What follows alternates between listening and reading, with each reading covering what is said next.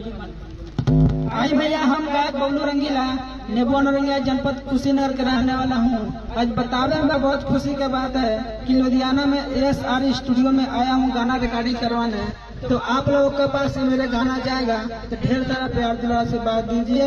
अच्छा लगा तो हमारे चैनल को सब्सक्राइब कीजिए। आइए आप लोग बता रहा हूँ गाना कौन सा है।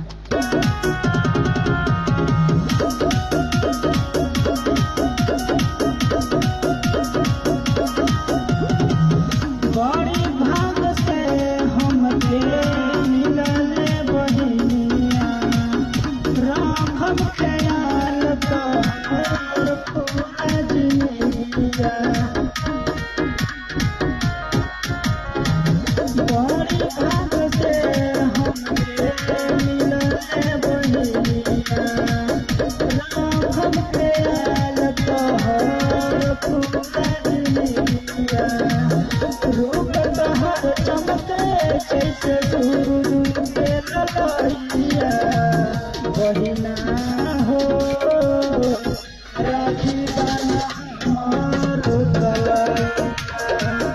बहिना हो मुँह में खिया तुम मिठाई।